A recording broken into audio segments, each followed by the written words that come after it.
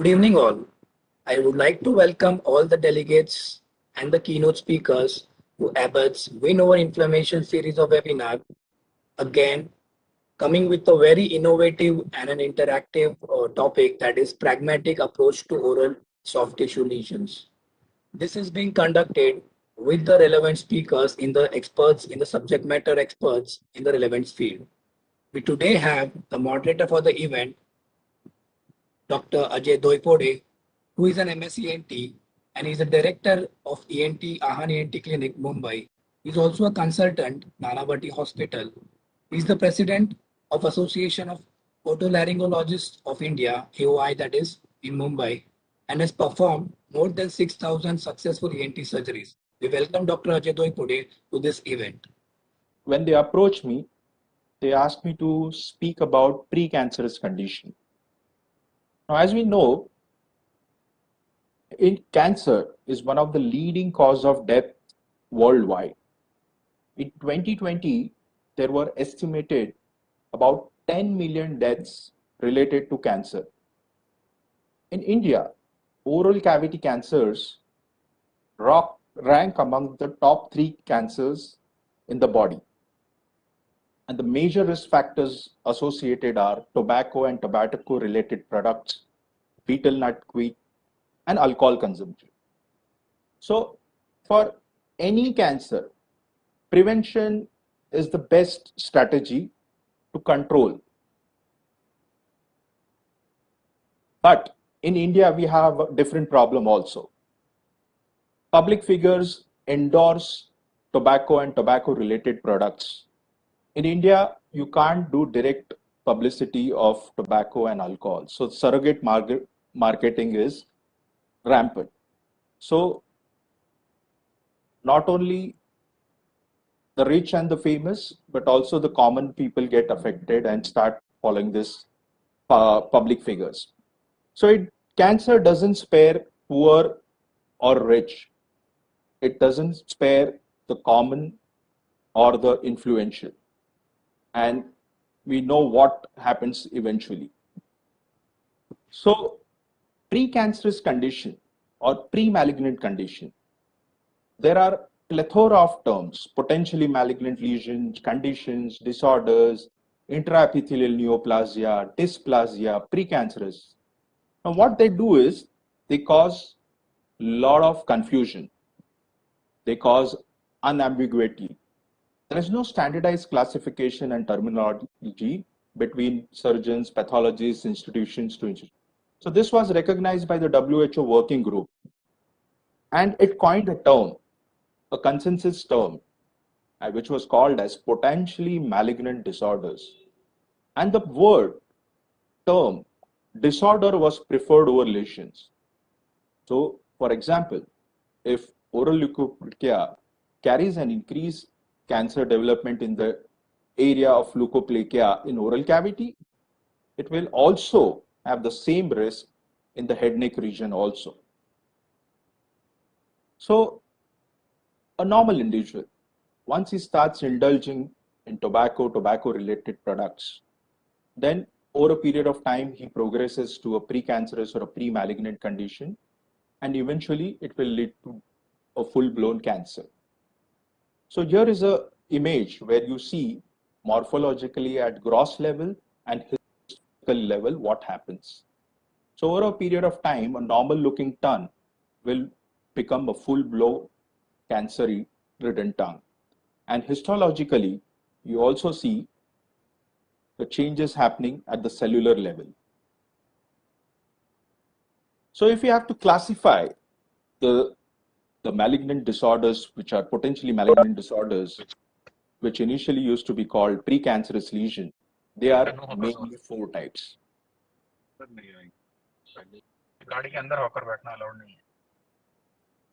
So they are leukoplakia, erythroplakia, which should not be confused with erythroleukoplakia, which is a subtype of leukoplakia. The third one is oral submucous fibrosis, which is very common in India. And as Parit said, Lichen planus is also a part of the potentially malignant disorder. So let's take one by one. So a white patch or a plaque that cannot be characterized clinically or pathologically as any other disorder will qualify for a leukoplakia. The prevalence is about 0.2 to 5% and is frequently seen in middle-aged and older men. The common sites involve buccal and alveolar mucosa, floor of mouth, tongue, lips, and palate. So if you have to classify leukoplakia, it can be broadly classified into homogeneous and non-homogeneous. And the non-homogeneous variety will be further subclassified into erythroleukoplakia, speckle type, and the verrucous leukoplakia. So this is a picture of a homogeneous leukoplakia of the tongue. You can see this flat, thin, uniform white lesion. The yellow arrows are pointing towards this lesion. And the non-homogeneous leukoplakia, as I said, there are three types. So one is erythroleukoplakia, where you see this fiery red patch, bright red velvety plaques, very classical. The second variant is the speckle pattern, again quite evident. And the third is the verrucous, which is usually multifocal, found in elderly women. There may be a history or may not be a history of tobacco consumption. So again, going back to the potentially malignant disorders, second subtype we'll go to now is erythroplakia, a fiery red patch that cannot be characterized clinically or pathology as any other disease. Erythroplakia has a predilection for certain sites. So soft palate, floor of mouth, buccal mucosa are commonly involved. And it has one of the highest malignant transformation, which is about 40 to 50%. The third type of potentially malignant disorders is oral submucous fibrosis, very, very common in our country. Yeah, in fact, in the Indian subcontinent, it has a malignant transformation rate of about 7 to 30%. And we all know the etiology. Areca or betel nut chewing, consumption of chilies. Autoimmune and genetic factors are also responsible for development of oral submucous fibrosis. So patients of oral submucosis present with intolerance to spicy food. They develop burning sensation during meals. And as the disease progresses, then they start developing structural changes in the lip, tongue, palate, not only causing trismus, but also in restriction of mouth and tongue opening. Now, this is a very classical picture of a patient of oral submucous fibrosis. You can see the blanched mucosa, and you can also see the fibrotic bands.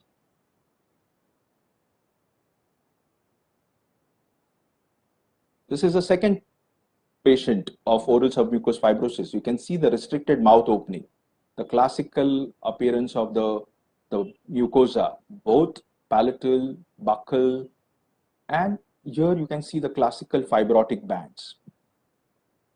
When it involves oral submucous fibrosis involves the tongue becomes devoid of papillae and its mobility is restriction and the protrusion is affected. You can see a ball tongue which is devoid of papillae here. Very classical. You can't miss oral submucous fibrosis on tongue. So the mouth opening is restricted because of trismus. And in severe trismus, the patient cannot protrude the tongue beyond this incisal edges of the teeth. The third variant of potentially malignant disorder we just covered, and the fourth one is Lichen planus. Now, Lichen planus is a mucocutaneous inflammatory disease of unknown origin, and it is characterized by symmetrical reticular lesions that resemble a white lace-like network. In fact, one of the earlier pictures with Parit had also showed had a similar appearance. The symptoms this patients present are usually pain and difficulty in eating.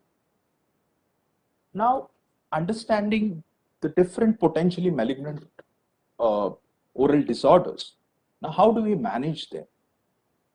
Now, as I earlier stated, key management the most integral part is prevention. And prevention is at various levels. So cessation of habits, elimination of the irritants is the first primary level. Second would be early detection and diagnosis. And third, in already proven cases, to prevent recurrences, that should be the goal of management. Now, it is not easy said than done that we treat these lesions.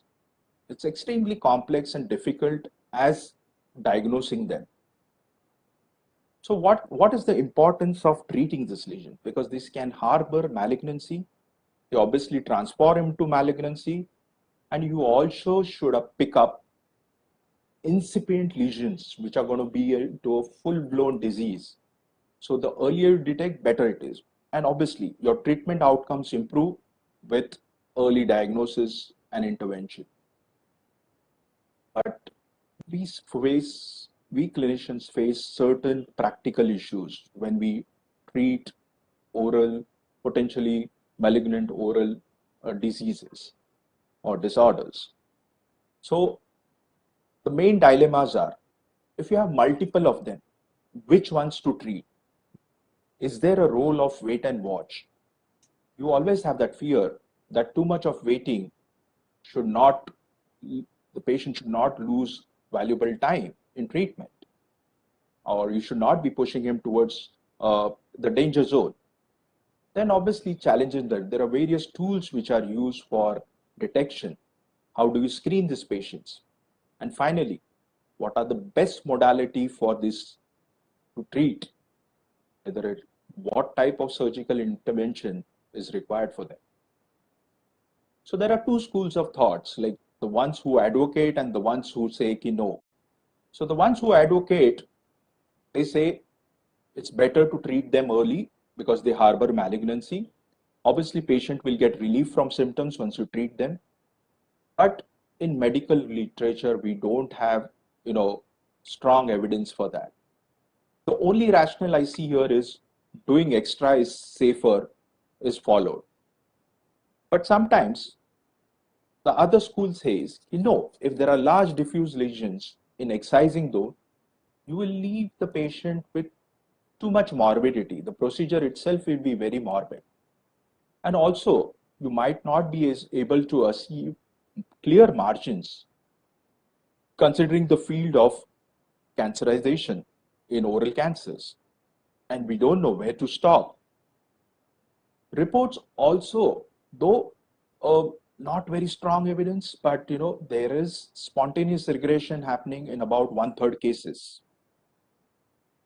So as I said, there are various tools available, right from Toledan blue staining, brush biopsies, narrowband imaging to detect. But there is yet to find we have to find a single tool which is entirely sensitive and specific to not miss a malignancy. So small lesions or patients who eliminate their habit, in those patients you can obviously wait and watch. You can call them for serial follow-ups at a period of about 2 to 8 weeks and see whether there is any change in the dimension and the color of the disorders which you have picked up or diagnosed earlier. If not, then I think you continue doing what you. But if you find a patient, if a disorder in a patient who's especially female, there is a long duration of leukoplakia, who's a non-smoker, basically an idiopathic origin, or it involves tongue, floor of mouth, or if it is more than 200 centimeter square area, and is especially non-homogeneous, and there is presence of Candida albicans, or there is histologically proven epithelial dysplasia, especially of the severe variant, then these are the patients who fall into the high risk of malignant transformation. Now, this sums up the previous slide. So depending upon clinical features and histological features, you should be able to to zero out the patients whom you should intervene, whom you should biopsy early and whom you should intervene early. So again, reiterating, more than 200 centimeter square area, non-homogeneous, whether they are red or speckled, involving tongue and floor of mouth, they have a strong association for malignant transformation. And obviously, severe dysplasia patient, they should not be ignored or should not fall into the wait and watch category. Now, biopsy also causes sometimes dilemma. If you have a small lesion like this, then maybe a single biopsy suffices. But if you have a wider area, either this one or this one, you don't know where to biopsize and whether the biopsy will come positive. If the biopsy comes negative, then again you are left with this dilemma whether the patient may be still undergoing malignant transformation or no.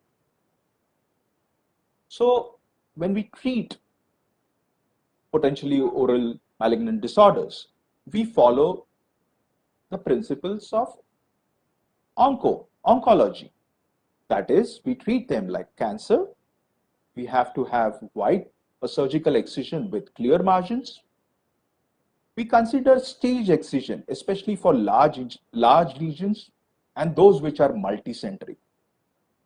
Now, excision is always preferred over fulguration. What is fulguration? Fulguration is just destruction of the tissue with diathermy. And sometimes you lose the final histopathological diagnosis if you have just fulgurated the specimen, send it to the histopathology. So always a biopsy, representative biopsy has to be taken. If at all you have to do fulguration of large and diffuse lesions. So this has to be kept in mind. Now there are various modalities, surgical modalities for these disorders. So CO2 laser, this is the best because the depth penetration is less, collateral damage is less. But on the flip side, very expensive. Only in tertiary care centers and institutions, patients can get access to this kind of treatment. The best is cold knife or scalpel. And photodynamic therapy, which involves use of a photosensitive drug with light to selectively kill or destroy the suspicious or precancerous cell. Personally, I don't have any experience with photodynamic therapy. Now, I would like to kind of have a few slides on oral submucous fibrosis because it's a very, very common potentially malignant disorder, very commonly seen even at family physician levels. So the patients that come to us are mostly asymptomatic. Only those moderate or advanced cases will be symptomatic, or they will not be able to tolerate spicy food, or they will come with trismus. Now, I have seen this not only at physician level but at consultant level also. They are given submucal injection with hyaluronic acid, steroids, and other multi modalities recommended. But we don't have level 1 evidence that this benefits. So I have stopped giving steroid injections, hyaluronic acid injections. Now, the best treatment for the ones which are severe trismus and advanced oral submucous fibrosis is surgical intervention. Now, what surgery? We can do a coronoidectomy with the interposition of a vascularized flap. And initially, everybody was reluctant to treat oral submucous fibrosis. But with the advent and the use of flaps, the treatment has become quite safer and simpler. Now, is there a role of chemoprevention, whether using retinoids, beta-carotene, green tea, NSAIDs like COX-2 inhibitors? Do they have any role? There is very, very limited data available on this. And as I had mentioned earlier also, there is no level 1 evidence favoring recommendation of this adjunctive treatment in the treatment of potentially malignant disorders. So finally, I'd like to conclude that all oral potentially malignant disorders uh, should be treated like malignancies. And especially the ones which have high risk clinical features, dysplasia, have more malignant transformation rate. Uh, can't be highlighted much that obviously the patients have to stop his substance abuse habits, give up those habits, and eliminate the irritant risk. These patients, the resection has to be on oncological principles, and you should have clear margins. There is no evidence of chemopreventive drugs. And finally, I will like to end with this slide to again reiterate. Let's remember this thing, the percentages. Leukoplakia of the proliferative type has more than 70% of malignant transformation. Erythroplakia, the fiery red patches, don't miss it. It has a malignant transformation of 50 to 80%. And Lichen planus is debatable. It's less than 1%. Actinic cheilitis, it's not common in our kind of a scenario. It is more in the Western population where the lips are exposed to sun. So thank you. Thank you for a patient listening. And we do have few questions for both of you all. So I'll start with the first question. This is for Dr. Parit. Dr. Parit, how would you differentiate a suspicious looking area between fungal and whether it is a malignant lesion? Are there any pointers to clinically distinguish? Yes, sir. If it is a fungal, then we can peel off the lesion, whitish plaque, we can easily rub off. But in case of malignant thing, that's not possible. Uh, you know, uh, mm, uh, in case of like leukoplakia or kind of erythroplakia or lichen planus, so that is one of the major differentiating point I feel. Okay. Dr. Rakesh, you want to add anything to that? Yeah, so yes, absolutely agree with sir. And the other thing is that leukoplakia, when we talk about it's a diagnosis by exclusion. So as I said, peel off. If it is goes off, it is more likely a fungal thing only. If it is not, then more likely leukoplakia or any other lesion. Plus, always palpate rather than just examine. Always touch it with the hand of your glove. See for any palpation or around. Generally, as you said, fungal, you can just easily clean it with a gauze piece also. Okay, and that can. Okay. Now, this one is for you, Dr. Rakesh. Yeah. So, as you mentioned in the talk, any ulcer, non-healing ulcer for more than 2 weeks should definitely be looked in. So, when would you decide to biopsize that ulcer? Okay, so we have some high risk sites first. So when we talk about tongue, oral cavity, then it's like some of the sites are very high risk sites. Like tongue is a very high risk site. One, you always have a high index of suspicion there. Palate is also very high risk index site because generally you don't develop ulcers on the palate and the tongue. Third, then you look into the gingivobuccal sulcus. And when I see that patient after 2 weeks, patient generally you won't have any pain because pain happens only when the nerves are invaded. If it is close to the lingual nerve, then only the patient will come with the pain. If it is a T4 deep lesion, then only the patient will come with the pain. So you won't have pain in that area. But any induration, if I feel, then I'll be more likely. If it is an angry looking red ulcer, which is bleeding on touch, that's also one more indication that I should biopsy this ulcer rather than leave it as such. So these three criteria generally I use. Plus one, you can always keep in the backdrop of your mind that patient has a history of tobacco usage. These four things. Right. So, this potentially suspect area, you biopsize, Yeah. and say, God forbid, your biopsy comes negative. How would you manage this patient now? So I'll keep this patient if my clinical index of suspicion is very high, and even the biopsy has shown out to be negative.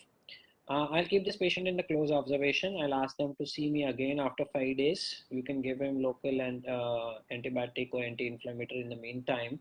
If it still persists, then I'll do a knife biopsy. Generally, what we do is a punch biopsy in OPD. But if the report says, and so I'll look into the report what it says. If it says not adequate tissue or not deep enough, then next, after 4 or 5 days, then I'll plan for a knife biopsy, probably in the minor OT at that point of time, where I'll take a deep core from that area to be doubly sure that I'm not missing out anything. See, our main aim was over here that we should not miss out on early lesion, because if we miss it on the early stages, our survival depends upon that only. Yeah. So I'll keep him in close observation and do a knife biopsy if my index of suspicion is very high. If it is not improving, even the biopsy report though is negative. Is there, are there any instances where you take a consent, even if there is a negative biopsy, and just because clinically you feel this is a very strong, potentially probably a malignant disorder, would you still subject these patients to definitive curative therapy? Yeah, so sometimes what I do in my practice, I'll say almost like 3 to 5% of the times we are facing with this dilemma. Sometimes verrucous growth, it's not showing anything, and it's a long clinical index of suspicion is very high. So then we ask and counsel these patients for frozen section. So what we do is we take these patients with the consent with them that negative biopsy can come out to be final, but we take it out the whole excision of the sample and immediately send it for frozen at that point of time. So our pathologist, when they will be able to get a larger tissue, they'll tell us very categorically 99%, 99.9% they are sure whether this is a benign or malignant thing. So that is one way of dealing with this. And when the patient is also doesn't want to come down multiple times and they are okay, but you have to take the consent accordingly, and your clinical findings along with the frozen section, if it matches, then do the needful. Dr. Parit, which are the common benign lesions you commonly encounter in your practice? Uh, Most likely it's aphthous and traumatic ulcer, and rarely like a mucosal and traumatic fibroma. These are the common thing I encounter in my practice. Yeah, and as Dr. Rakesh mentioned, if there is a sharp denture or a sharp, rather than a denture, a sharp tooth, which is, cutting into the mucosa. Now, what is your advice for family physicians? How should they keep a vigil, and, and what is it when the patient comes to you or referred by a oncologist or an ENT? What exactly do you do for those patients? Spatially, sir, whenever there is a ulcer opposite dentition, like say for example on tongue lateral border of the tongue, or at the buccal mucosa, so then always we have to, and there is a dentition present, then we have to always look for any sharp margin, any broken tooth, or something like that.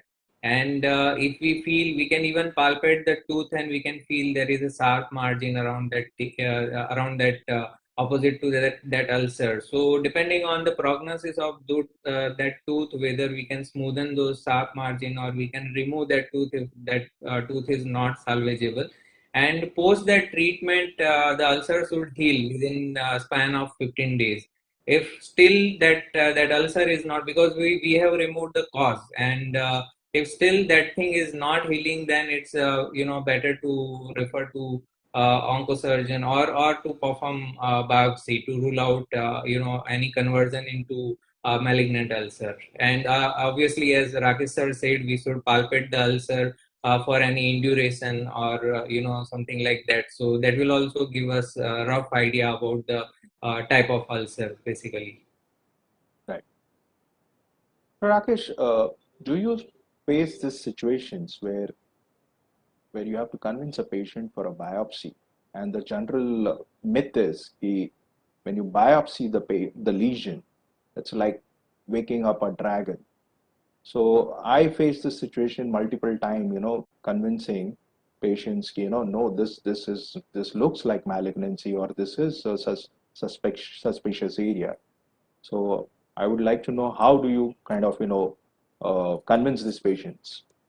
Yeah, so I'll agree with you. I'll say out of like 10 patients, at least 5 patients are like that only. So 50 to 60% of our patients have this myth and opinion that once you biopsy it, everything is going to go like in a havoc. So it's going to increase in the size, give you all the problems, you should not get it biopsy. But then we sit down with the patient, counsel them that until unless we get a diagnosis, we'll not be able to treat that. And the golden rule in oncology is early the stage, early better the survival. So we tell them only if we pick it up early as much as possible. Plus, sometimes what happens, what helps also is if we ask for an imaging as well. So if you have images ready by then before taking a biopsy, if those patients who are like very reluctant and have this fixed notion in their mind, so if you can show it on the images, okay, this is a lesion, then they correlate clinically, then they understand and do it better. But yes, it is like I'll say 50% of our patients do have this problem in this myth. Right. But again, idea is to sit down and counsel well with them and explain. Yeah. Dr. Paris, in this post-pandemic situation, have you seen any increase in the incidence of oral malignancies? Not really, sir. My main practice is not based on the onco side, but during that, I have not seen any, personally, I have not seen any difference on the, increase in oral malignancy. But Yeah. probably because of the lockdown, maybe one of the factor is the backlog. People couldn't go out, and they might have ignored their symptoms, and then later on, once everything is open up, and that backlog can came out. So this is what my feeling is there. So Correct. Rakesh, you want to add anything to that? Yeah. So Dr. Parit is absolutely correct. Because of the lockdown, people were not able to go down to the doctors at that point of time. So initially, after the first lockdown specifically, we had after 2 months, 3 months of very strict lockdown. So a lot of patients came down in advanced stages, stage 3 and 4. Generally, we have 60% of Indian population coming in T3 and T4 only, advanced stage. But that time, a lot of people came down with inoperable and tumors or very, very advanced tumors at that point of time, probably because of that reason only, because of lack of access to the doctors. But now it is like the same story as it was before the pandemic. Correct. Now, before we wind up, just a couple of few more questions. Rakesh, what do you think, how should, as doctors, we are, doing our bit about, awareness and things like that. Uh, do you have any other plans to, reach out to the general masses or, about raising awareness and, a multidisciplinary kind of approach where someone like Abbott kind of, helps us to reach out to more susceptible and target population so that we can win this, or not exactly win, but we can at least reduce the burden of cancer in the society. Yeah. So with respect to the oral cancers, we know very well that tobacco is the root cause for that. Tobacco, cigarette smoking, and alcohol. And tobacco is something like which, with awareness, we can definitely reduce down.